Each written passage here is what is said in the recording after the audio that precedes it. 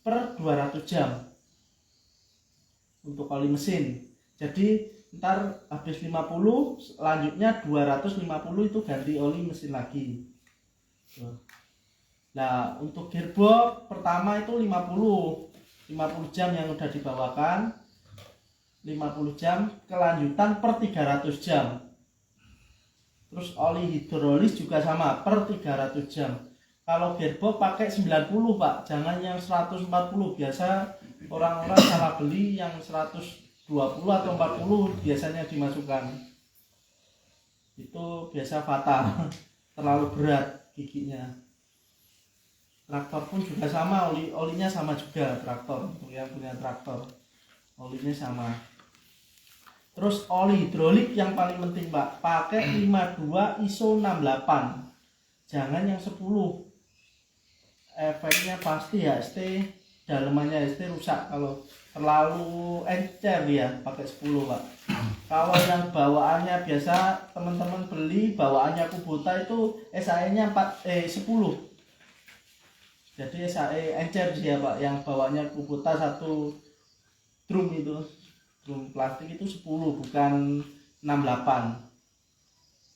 Jadi oli hidrolis yang paling penting itu harus 68. Dan untuk mau panen dicek dulu air radiator, juga penting air radiator. Terus di petunjuk itu, di speedo itu jangan sampai pokoknya batas merah kan ada Pak, ada warnanya merah itu jangan sampai lebih. Jadi kalau sumpama oli itu ada di 0, sumpama di indikator oli itu 0 kan ada gambar merah itu olinya habis atau switchnya yang rusak. Kalau switch rusak buat jalan nggak apa-apa. Jadi ngeceknya switch dari belakang itu Pak, atau dilihat dari templar dari katupnya atas itu bisa, atau dari baut yang di turbo. Jadi baut di turbo itu dikendorin, kalau oli udah bisa keluar dari situ berarti dia masih aman, pompanya aman. Jadi cuma switch olinya aja yang rusak. Terus kalau air radiator sampai merah itu biasanya ada yang ketutup atau air radiatornya bocor, bisa habis, bisa overhead. Kalau seumpama ya Pak, ya jangan sampai sih air habis. Kalau seumpama kehabisan lupa atau apa itu, jadi kalau ngisi lagi itu jangan posisi mesin mati. Jadi posisi mesin tetap nyala, terus nanti dituang air. Kalau udah overload mesin mati terus itu bisa molet dalam-dalamannya kalau telat itu lagi. Soal ini Pak ada tanyakan, traktor sama juga, untuk jamnya sama juga.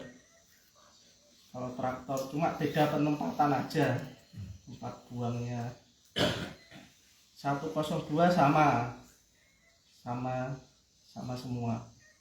Terus untuk filter oli mesin tiap 300 jam, harusnya 250, cuma kalau kita paskan aja biar enak itu 300 nggak masalah. Masih selisih kan dikit, 50 jam aja, 2 hari biasa udah 5, selisih dikit bisa. Kalau untuk filter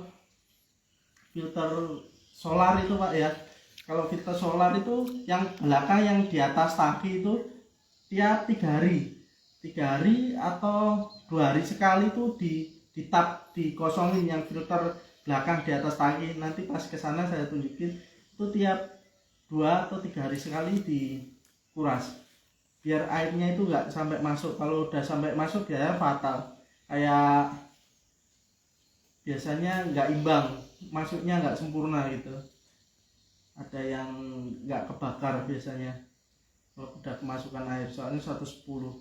Terus nanti kalau mau ngelas atau apa, kalau yang tipe 110 itu koordinasi dulu dengan perusahaan,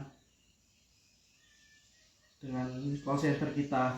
Jadi kalau 110 kan kayak ada faknya komputer itu Pak, takutnya ngelas nanti bermasalah. Bisa. Kalau yang 102 bisa dicopot akinya aja bisa. Kalau yang 110, yang Bimo 110 yang harus telepon dulu. Nanti takutnya ada kendala. Kamu guru-guru kelas sih modal ya? Enggak. Cuma pembakaran aja Pak biasanya efeknya.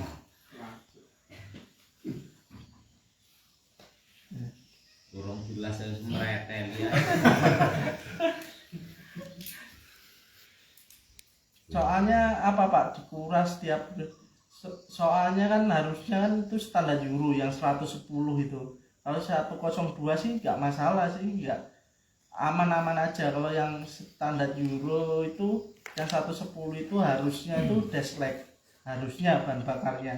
Cuma karena harga deslek terus harganya kan mahal, nggak imbang lah sama itu, sama jadi Sekarang sama. Jadi misalnya ngakalinya gitu, dikuras kalau pakai solar biasa. Kalau deslek sih aman-aman aja. Kalau pakai solar biasa itu tiap 2 hari atau 3 hari dikuras filter belakang. Kalau habis panen udah selesai baru tangki dihabiskan, pasti ada ngendap kotorannya ada.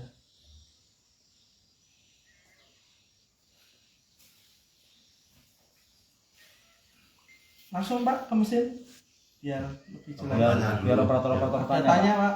Operator-operator ini yang paling penting.